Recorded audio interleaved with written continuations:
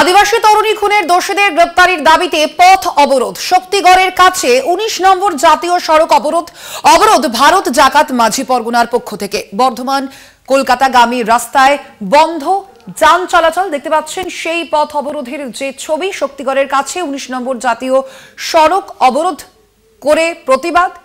অবরোধ ভারত জাগাত মাঝি পরগনার পক্ষ থেকে। কথা বলবো, ফোন লাইনে রয়েছেন প্রতিনিধি চন্দন সেনগুপ্ত।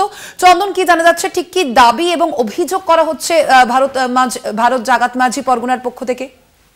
দেখো স্বর্ণালী, তোমাকে বলে রাখি, গত বুধবার দিন রাত্রির বেলায় 8:30টা নাগাদ বর্ধমানের গাংপুরের যে পাড়া রয়েছে, গাংপুরের নান্নাই জায়গা বলে একটি জায়গা রয়েছে, সেই জায়গায় একজন তরুণী খুন হয়। যে তরুণী বর্ধমান বিশ্ববিদ্যালয়ে পড়তো এবং সে বর্ধমান বিশ্ববিদ্যালয়ের ছাত্রী ছিল এবং সে আদিবাসী ছাত্রী।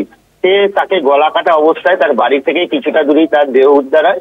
তারপরেই ঘটনাস্থলে পুলিশ আসে, দেহ উদ্ধার করে নিয়ে যায় তরুণীকে এই ময়না তদন্তের জন্য। এরপরে কিন্তু পরিবারের পক্ষ থেকে যেটা অভিযোগ করা হচ্ছে, প্রায় 96 ঘন্টা হতে চললো, এখনো পর্যন্ত কিন্তু পুলিশের কোনো তদন্তের কোনো অগ্রগতি নেই। যেটা তার পরিবার থেকে বলছে যে এইরকম যদি পুলিশ করে তাহলে পুলিশের ওপর আমরা আস্থা রাখতে পারছি না।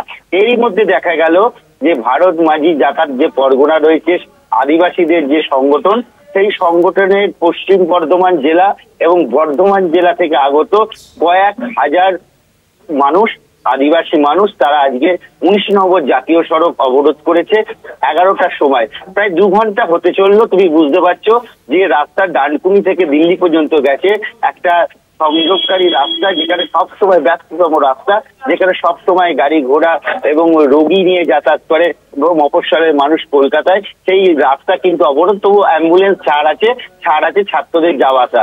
কিন্তু স্বাভাবিকভাবে তুমি বুঝতে পারছো 2 ঘন্টায় প্রায় কয়েক হাজার গাড়ি জড়ো হয়ে গেছে ইতিমধ্যেই। প্রায় বর্ধমানের মুখ থেকে বলা যায় একদম গাংপুর পর্যন্ত পুরো এদিকে, আর ওদিকে প্রায় বিমারি পর্যন্ত পুরো অবরোধ রাস্তা, কোনো গাড়ি ঘোড়া কিছু যাওয়া যাচ্ছে না।